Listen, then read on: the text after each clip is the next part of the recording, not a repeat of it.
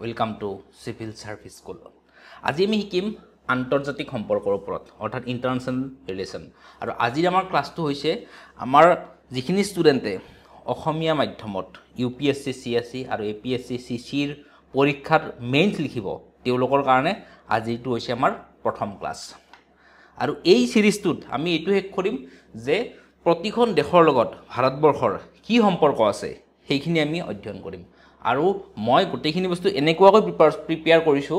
যাতে কোনো ধৰণৰ বস্তু আমাৰ ৰৈ না যায় প্ৰথমতে এইটো মোৰ ইন্ট্ৰোডাকচন যাৰ চাবলৈ মন আছে চাই লব পাৰে প্ৰথমতে আহিলে আমাৰ আৰম্ভ কৰিম প্ৰথমতে সাৰ্ক কান্ট্ৰিজ বিলাক সাৰ্ক মানে কোন বিলাক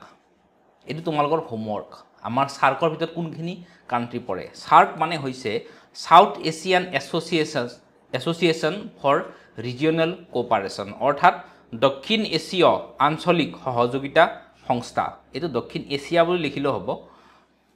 আৰু এই সাৰ্কৰ ভিতৰত আমাৰ কান্ট্ৰি কোনবিলাক পৰে সাৰ্কৰ ভিতৰত পৰে আমাৰ ইণ্ডিয়া বাংলাদেশ পাকিস্তান আফগানিস্তান মালদ্বীপছ শ্ৰীলংকা ভূটান নেপাল প্ৰধানকৈ এই 8খন কান্ট্ৰি পৰে সাৰ্কত আৰু এই সাৰ্কৰ হেড অফিচটো আছে কাঠমাণ্ডুত নেপালৰ কাঠমাণ্ডুত আৰু আগতে সাৰ্ক এটা বহুত বেছি শক্তিশালী সংগঠন আছিল কিন্তু পিছত কি হ'ল আমাৰ মানে পাকিস্তানৰ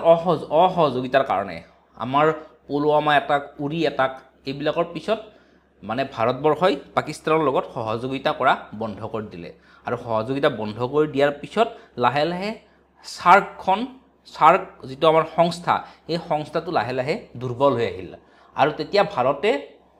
আমাৰ দৃষ্টি নিবন্ধ কৰিলে বিমষ্টেক কান্ট্ৰি বিলাকৰ ওপৰত বিমষ্টেক কান্ট্ৰি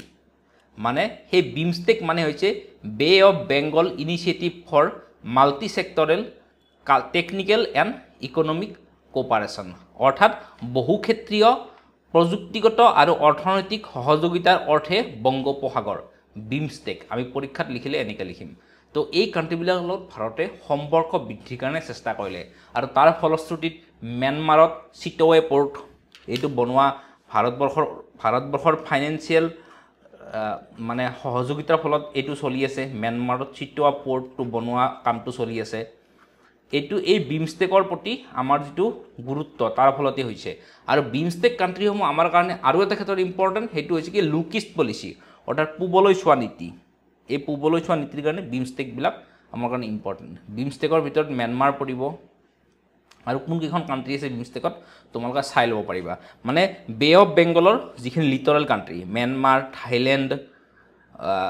তাৰ পিছত আহিব ইণ্ডোনেছিয়া এই গোটেইখিনি কান্ট্ৰি আৰু এইখিনি হৈছে আমাৰ লুকিষ্ট পলিচিৰ প্ৰধান দেশসমূহ গতিকে বৰ্তমান সাৰ্কৰ গুৰুত্ব কমি গৈছে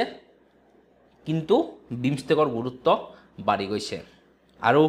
এছিয়ান ডেভেলপমেন্ট বেংকৰ এক সমীক্ষা মতে দক্ষিণ এছিয়া হৈছে ব্যৱসায় বাণিজ্যৰ ক্ষেত্ৰত এক ঐক্যবিহীন অঞ্চল হেহে অঞ্চলটোৰ বাণিজ্যিক বিকাশ আশানুৰূপ নহয় এতিয়া যদি আমি দক্ষিণ এছিয়াৰ দেশসমূহ চাও তেতিয়া আমি দেখিম যে ভাৰত পৃথিৱীৰ আটাইতকৈ বেছি মানে জনবহুল ৰাষ্ট্ৰ বাংলাদেশ পাকিস্তান নেপাল এই গোটেইবিলাক দেশ একোখন বিশাল দেশ মানে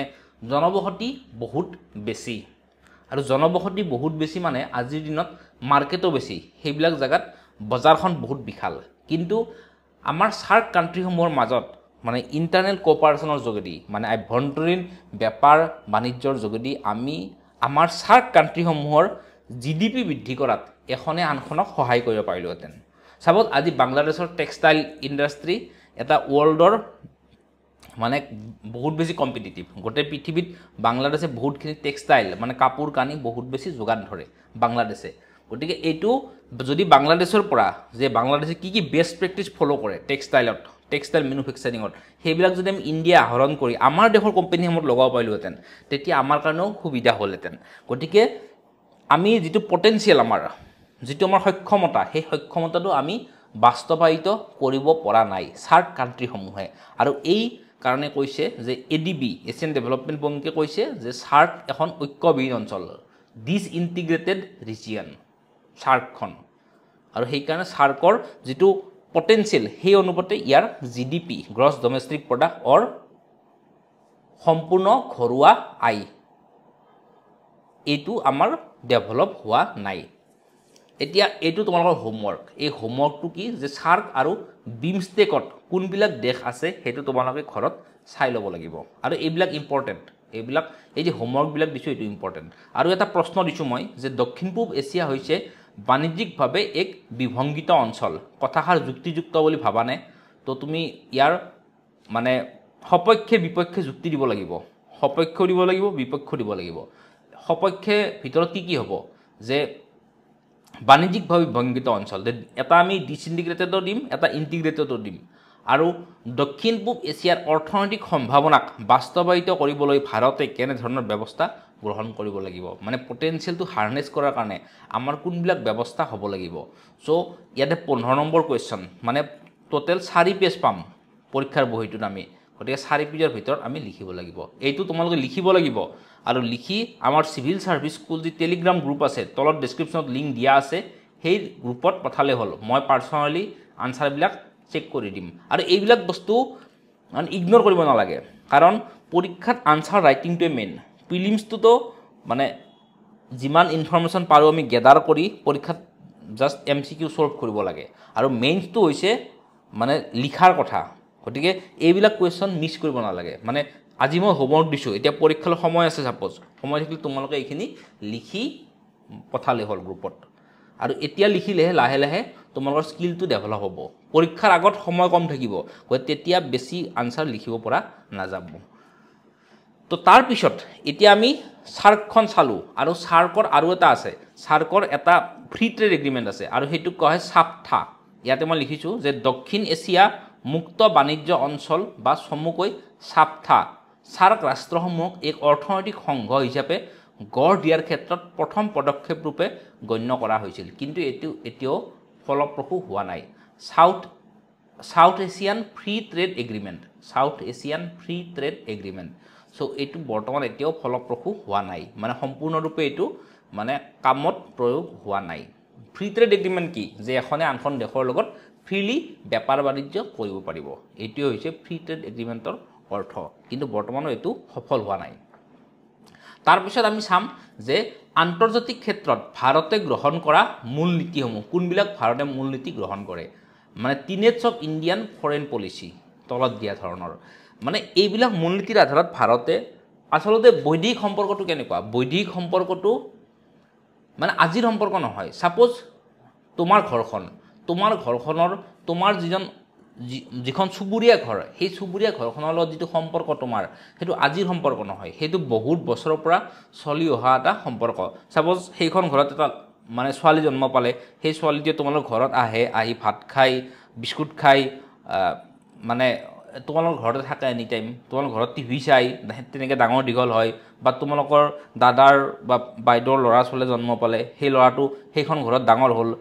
এনেকৈ এই সম্পৰ্কটো লাহে লাহে গঢ়ি উঠে আৰু সাপোজ কোনোবা এদিন দুইখন ঘৰৰ মাজত মাটিক লৈ কাজিয়া হ'লেও মানে সেই মাটিক লৈ মানে কাজিয়া হ'লে যদি একদম মাৰপিট হৈ যায় তেতিয়া সম্পৰ্কটো ভাঙি যাব কিন্তু তেনেকুৱা ক্ষেত্ৰত আমি কি কৰোঁ যে যেহেতু সম্পৰ্কটো বহুত দিনৰ মানে বিনিময়ৰ মাজেদি গঢ়ি উঠিছে সো মাটিক লৈ যদি আমাৰ কিবা মানে প্ৰবলেম হয় সাপোজ দুইখন ঘৰৰ বাউণ্ডাৰী সীমাক লৈ কিবা মানে এটা মনোমালিন্য হ'ল তেতিয়া আমি কি কৰোঁ যে দুইখন ঘৰৰ মাজত আপোচৰ মাধ্যমেৰে সেই প্ৰবলেমটো সলিউশন কৰাৰ চেষ্টা কৰোঁ গতিকে এই বস্তুটো কিয় হৈছে যে এই সম্পৰ্কবিলাক বহুত দিনৰ পৰা লাহে লাহে গঢ়ি আহা আৰু সেইকাৰণে এদিনত সম্পৰ্ক এটা আমি ভাঙিব নোৱাৰো যেনে ভাৰত ৰাছিয়াৰ সম্পৰ্কটো আজি নহয় এইটো বহুত আগৰে পৰা মানে স্বাধীনতাৰ সময়ৰ পৰা চলি অহা এটা সম্পৰ্ক গতিকে আজি আমি যদি ৰাছিয়া ইউক্ৰেইনত বম দিয়াৰ লগে লগে ৰাছিয়াক গৰিহণা দিওঁ বা ৰাছিয়াৰ পৰা বেপাৰ বাণিজ্য বন্ধ কৰি দিওঁ তেতিয়া কি হ'ব যে মানে নিজাৰ্ক ৰিয়েকশ্যন মানে জাৰ্কিং টাইপ ৰিয়েকশ্যন হৈ গ'ল এটা গতিকে নিজাৰ্ক ৰিয়েকশ্যন আমি নকৰোঁ আমি ৰিয়েকশ্যনবিলাক কি কৰোঁ ডিপ্ল'মেটিক ৰিয়েকশ্যনবিলাক সদায় লাহে লাহে হোৱা মানে কটাঘাত কলাখাৰ দিয়াৰ নিচিনা মানে লাহে লাহে মানে এদিনতে আমি কাটি নিদিওঁ লাহে লাহে আমি বস্তুবিলাক কৰিম আৰু তেনেকৈ সাপোজ শ্ৰীলংকাত ইকনমিক ক্ৰাইচিছটো হ'ল ইকনমিক ক্ৰাইচিছ হোৱাৰ সময়ত শ্ৰীলংকাই ভাৰতক দোষ দিলে সাপোজ শ্ৰীলংকাৰ জনসাধাৰণে ভাৰতক দোষ দিলে ভাৰতৰ বেপাৰ বাণিজ্যৰ ওপৰত দোষ দিলে কিন্তু বেপাৰ বাণিজ্যৰ দোষ দিলে আমি লগে লগে শ্ৰীলংকাৰ প্ৰাইম মিনিষ্টাৰক মাতি নপঠাওঁ বা শ্ৰীলংকাৰ হাই কমিশ্যন যি থাকে ইণ্ডিয়াত সেই হাই কমিশ্যনক লগে লগে আমি মাতি নপঠাওঁ ফৰেন মিনিষ্ট্ৰীত যে কিয় আপোনাৰ দেশৰ মানুহে আমাক গৰিহণা দি আছে এইবিলাক নিজাৰ ৰিয়েকশ্যন আমি নকৰোঁ কাৰণ বৈদেশিক সম্পৰ্কবিলাক বহুত বছৰৰ মানে পৰা লাহে লাহে গঢ়ি উঠে গতিকে এই যিবিলাক tenets of India's foreign policy এইবিলাকো বহুত বছৰৰ মূৰে মূৰে মানে লাহে লাহে গঢ়ি অহা পলিচি তাৰ ভিতৰত এটা হৈছে কি চুবুৰীয়া প্ৰথম নেইবাৰহুড ফাৰ্ষ্ট এইটো আমাৰ সাৰ্ক কাণ্ট্ৰিবিলাকৰ কাৰণে প্ৰযোজ্য দক্ষিণ এছিয়াৰ আঞ্চলিক সহযোগিতা সংস্থা দক্ষিণ এছিয়া আঞ্চলিক সহযোগিতা সংস্থা অৰ্থাৎ সাৰ্ক কাণ্ট্ৰিবিলাকৰ প্ৰযোজ্য নেইবাৰহুড ফাৰ্ষ্ট এইটো আমাৰ অটল বিহাৰী বাজপেয়ীদেৱে কৈছিল কি যে আপুনি আপোনাৰ বন্ধুবৰ্গ সলনি কৰিব পাৰিব কিন্তু প্ৰতিবেশী সলনি কৰিব নোৱাৰে ইউ কেন চেঞ্জ ইউৰ ফ্ৰেণ্ডছ বাট ইউ কানট চেঞ্জ ইউৰ নেইবাৰ্ছ আৰু যেতিয়া মোদী ডাঙৰীয়াই 2014 চনত কাৰ্যভাৰ গ্ৰহণ কৰে তেতিয়াই পোনপ্ৰথমে তেওঁ কি কৰে আমাৰ প্ৰতিবেশী দেশকেইখন ভ্ৰমণ কৰে তেখেতৰ প্ৰথম ট্ৰেভেল ডেষ্টিনেশ্যন আছিলে ভূটান আৰু ছেকেণ্ড আছিলে নেপাল আৰু ভূটান নেপাল এনেকৈ গোটেইখন দেশ ট্ৰেভেল কৰি এখন দেশত যোৱা নাছিলে সেইখন আছিলে পাকিস্তানত যোৱা নাছিলে কিন্তু পাকিস্তানত তাৰপিছত কেতিয়া যায় এই আমাৰ নৱাজ শ্বৰীফৰ প্ৰাইম মিনিষ্টাৰৰ বাৰ্থডে ডিনাৰ তাত গৈ উপস্থিত হয় মানে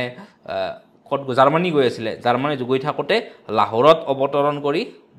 মানে নৱাজ শ্বৰীফক লগ কৰে গতিকে মানে মোদী ডাঙৰীয়াই প্ৰাইম মিনিষ্টাৰ হৈও প্ৰথমতে গোটেইখন প্ৰতিবেশী দেশখন ভ্ৰমণ কৰিছে আৰু চুবুৰীয়া ফাৰ্ষ্ট অৰ্থাৎ আমাৰ সাৰ্ক কাণ্ট্ৰিবিলাকৰ কাৰণে আমাৰ পলিচি এটা হৈছে নেইবাৰহুড ফাৰ্ষ্ট তাৰপিছত এটা হৈছে গুজৰাল ডক্ট্ৰিন অৰ্থাৎ গুজৰাল মতবাদ ইন্দ্ৰ কুমাৰ গুজৰাল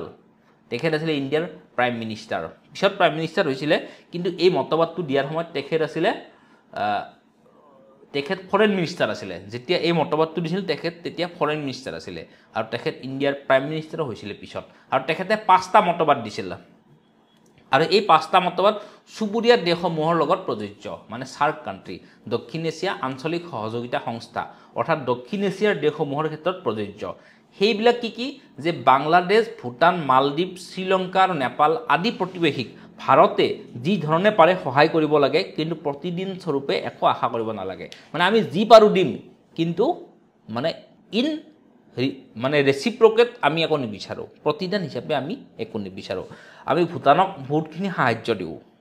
কিন্তু প্ৰতিদান স্বৰূপে আমি একো নিবিচাৰোঁ ছেকেণ্ডটো কি যে দক্ষিণ এছিয়াৰ কোনো দেশেই নিজৰ ভূখণ্ড আন এখন প্ৰতিবেশী ৰাষ্ট্ৰৰ বিৰুদ্ধে ব্যৱহাৰ কৰিবলৈ দিয়া উচিত নহয় মানে দক্ষিণ এছিয়াৰ এতিয়া আমাৰ মেইন কনচাৰ্ণবিলাক হৈছে যে শ্ৰীলংকাৰ এটা পোৰ্ট আছে সেই পোৰ্টটোৰ নাম হৈছে হেম্বানটোটা পোৰ্ট সেই বন্দৰটো শ্ৰীলংকাত মানে বহুত মানে চাইনাই শ্ৰীলংকাত বহুতখিনি ইনভেষ্ট কৰিছে আৰু ইণ্ডিয়াৰ কনচাৰ্ণটো হৈছে যে চাইনাই যিবিলাক ইনভেষ্ট কৰি ইনফ্ৰাষ্ট্ৰাকচাৰ বনাইছে সেই ইনফ্ৰাষ্ট্ৰাকচাৰবিলাক ভৱিষ্যতে আমাৰ ভাৰতৰ বিৰুদ্ধে ব্যৱহাৰ হ'ব নালাগে আৰু এই ক্ষেত্ৰত বহুতখিনি মানে দুইখন দেশৰ মাজত বহুতখিনি এক্সচেঞ্জ হৈ থাকে কথা বতৰা বহুতখিনি এক্সচেঞ্জ হৈ থাকে তাৰপিছত কিছু বছৰ আগতে এখন চাইনিজ সাবমেৰিন আহি শ্ৰীলংকাত মানে হল্ট কৰিছিল তেতিয়াও ইণ্ডিয়া অবজেকশ্যন দিছিল শ্ৰীলংকাক যে চাইনিজ সাবমেৰিন আহি শ্ৰীলংকাত হল্ট কৰিব নোৱাৰে তাৰপিছত নেপালত মানে চাইনাই বহুতখিনি ইনভেষ্ট কৰিব বিচাৰি আছে মানে হাইৱে বনাই আছে মানে নেপালৰ পৰা চাইনা বৰ্ডাৰলৈকে এটা হাইৱে বনাই আছে সেই হাইৱেটোৰ নাম হৈছে এৰিনকো হাইৱে সেই হাইৱেটো বনাই আছে আৰু সেই হাইৱেটোৰ দ্বাৰাই কি হ'ব চাইনাৰ যিবিলাক বন্দৰ আছে চেনজেন বন্দৰ বা এই বন্দৰবিলাকৰ পৰা সামগ্ৰী নেপাললৈ আৰু মানে আসানিছে মানে ইজিলি কঢ়িয়াব পাৰিব বৰ্তমান নেপাল এখন লেণ্ডলক দেশ মানে নেপালখন এখন স্থলবেষ্টিত লেণ্ডলক মানে চাৰিওফালে তাৰ দেশ মাটি মানে নেপালখন মানে কোনো পোৰ্টেদি সংযোগ নহয় আৰু নেপালে বৰ্তমান ব্যৱহাৰ কৰা পোৰ্টৰ ভিতৰত এটা হৈছে আমাৰ ইণ্ডিয়াৰ কলকাতা পোৰ্ট অৰ্থাৎ হালদিয়া পোৰ্ট আৰু এটা হৈছে বাংলাদেশৰ চিটাগং পোৰ্ট এই দুটা পোৰ্ট প্ৰধানকৈ নেপালে ব্যৱহাৰ কৰে আৰু কথাটো কি যে যিকোনো এখন দেশ যদি ডেভেলপ কৰিব লাগে তেনেহ'লে কি হ'ব যে দেশখনক পোৰ্ট থাকিলে দেশ এখন ডেভেলপ হয় কাৰণ পৃথিৱীত আৰম্ভণিৰে পৰা বেপাৰ বাণিজ্যবিলাক পোৰ্টেদি হৈ আহিছে মানে ইংৰাজো ইণ্ডিয়াত আহিছিল পানীৰে আৰু পানীৰ যিটো পৰিবহনৰ খৰচ সেই খৰচটো স্থল পৰিবহন বা বিমান পৰিবহনতকৈ আটাইতকৈ কম গতিকে জল পৰিবহন যিখন দেশত থাকে সেইখন দেশে অৰ্থনৈতিকভাৱে বেছি বিকাশ লাভ কৰিব পাৰে আৰু আমি যদি ভাৰতবৰ্ষৰ ক্ষেত্ৰত চাওঁ ভাৰতবৰ্ষৰ ৱেষ্টাৰ্ণ দেশবিলাকত ৱেষ্টাৰ্ণ ৰাজ্যবিলাকত সেইটো প্ৰযোজ্য ৱেষ্টাৰ্ণৰ ভিতৰত কি গুজৰাট মহাৰাষ্ট্ৰ কেৰেলা কৰ্ণাটকা তামিলনাডু এই দেশবিলাক যে ডেভেলপড অন্ধ্ৰপ্ৰদেশ এই ৰাজ্যবিলাক যে উন্নত মধ্যপ্ৰদেশ বিহাৰ এইবিলাক ৰাজ্যতকৈ যে উন্নত উত্তৰ প্ৰদেশ এইবিলাকতকৈ উন্নত ইয়াৰ উন্নতৰ প্ৰধান কাৰণটো হৈছে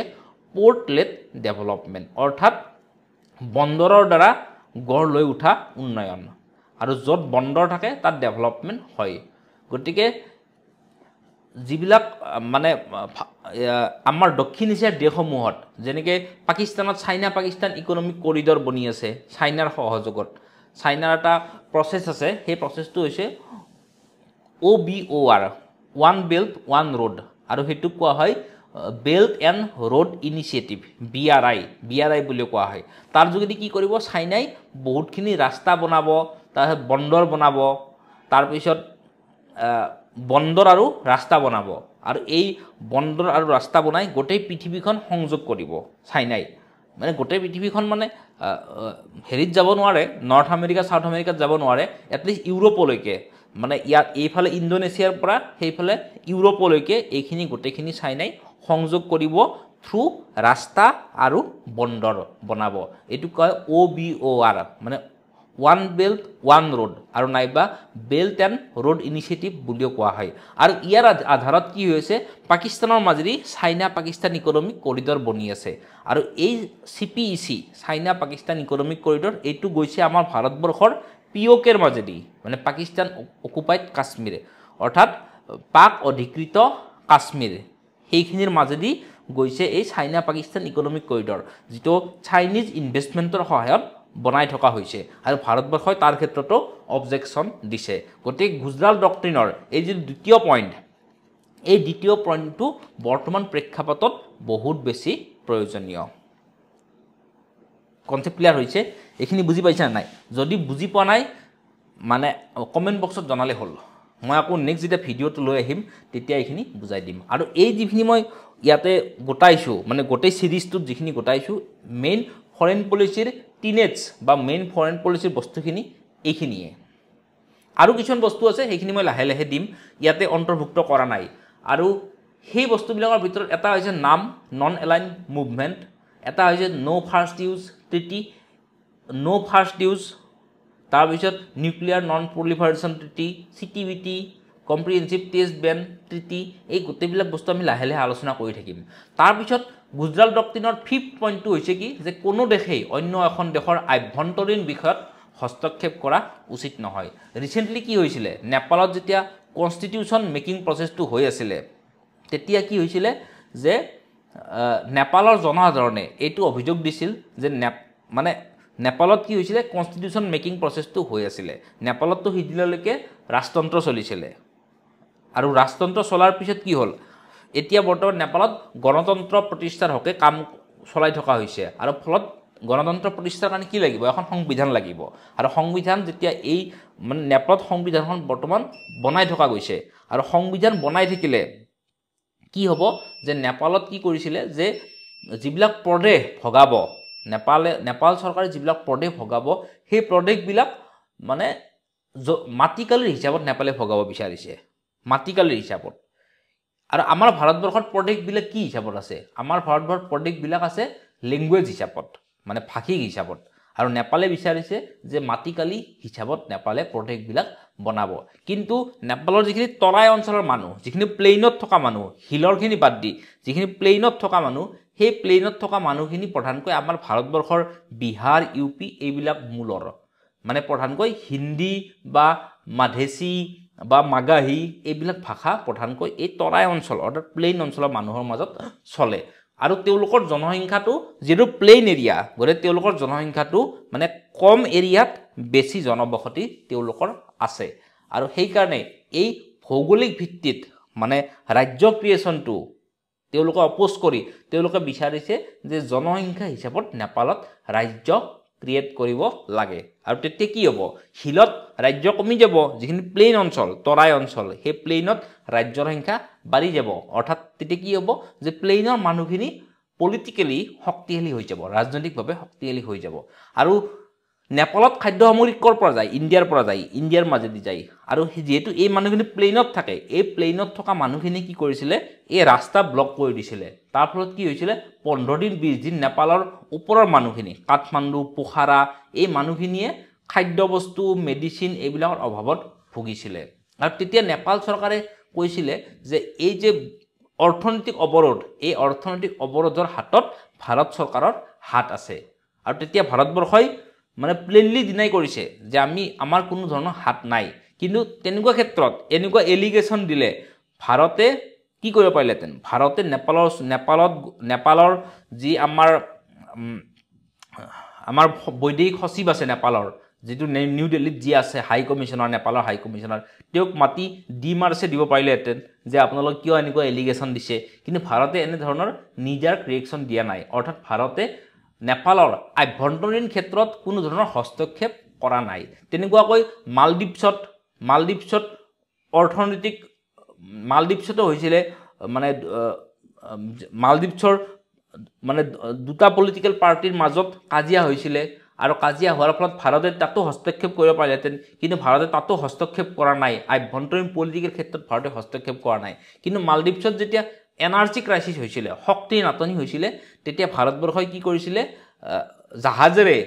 মালদ্বীপছলৈ ক্ৰুডল পঠিয়াই দিছিলে অৰ্থাৎ ইয়াৰ যোগেদি আমি কি কৰিছো যে আমি আভ্যন্তৰীণ বিষয়ত বৰ্তমান হস্তক্ষেপ কৰা বন্ধ কৰিছো কাৰণ আভ্যন্তৰীণ বিষয়ত হস্তক্ষেপ কৰিলে সম্পৰ্কৰ অধিক অৱনতি ঘটে আমি কি কৰো মানৱীয় সাহায্য আমি দিও কিন্তু আভ্যন্তৰীণ ক্ষেত্ৰত আমি হস্তক্ষেপ নকৰো গটে গুজৰাট ডক্ট্ৰিন বৰ্তমান প্ৰেক্ষাপটতো ইয়াৰ গুৰুত্ব আছে তাৰ পিছত ফৰ্থটো কি যে দক্ষিণ এছিয়াৰ দেশসমূহে এখনে আনখনৰ ভৌগোলিক অখণ্ডতা তথা সাৰ্বভৌমত্বৰ প্ৰতি সন্মান প্ৰদৰ্শন কৰা উচিত ভৌগোলিক অখণ্ডতাৰ প্ৰতি আৰু এইটো কিহৰ ক্ষেত্ৰত প্ৰযোজ্য ভাৰত আৰু পাকিস্তানৰ মাজত প্ৰযোজ্য ভৌগোলিক অখণ্ডতাৰ ক্ষেত্ৰত তাৰ পিছত ৰিসেন্টলি ভাৰত আৰু নেপালৰ মাজতো অলপ মনোমালিন্য হৈছে উত্তৰাখণ্ডত থকা কালাপানী এৰিয়াটোক লৈ অলপ মনোমালিন্য হৈছে ভাৰত আৰু নেপালৰ মাজত বৰ্তমান কালাপানী এৰিয়াটো ভাৰতৰ অধীনত আৰু নেপালে অবজেকশন দেখাইছে যে অঞ্চলটো ভাৰতৰ নহয় এই অঞ্চলটো আমাৰ অধীনত থাকিব লাগে গতিকে এই পইণ্টটো বৰ্তমান প্ৰেক্ষাপটত প্ৰয়োজনীয় আৰু 5 নম্বৰ পইণ্টটো কি যে এই দেশসমূহে আভ্যন্তৰীণ বিবাদসমূহ দ্বিপাক্ষিক শান্তি আলোচনাৰ যোগেদি সমাধান কৰা উচিত আৰু ইয়াতে আমাৰ এই পইণ্টটো ইম্পৰ্টেন্ট কিয় যে পাকিস্তানে বাৰে বাৰে ভাৰত পাকিস্তানৰ যেটো সম্পৰ্ক তাত ইউএনএসসি ৰাষ্ট্ৰসংঘৰ নিৰাপত্তা পৰিষদৰ হস্তক্ষেপ বিচাৰি আছে আৰু ভাৰতে কৈ আছে যে এই ভাৰত পাকিস্তানৰ ডিসপিউটটো বিবাদটো আমাৰ দ্বিপাক্ষিক বিবাদ গৰে দ্বিপাক্ষিক বিবাদ হলে আমি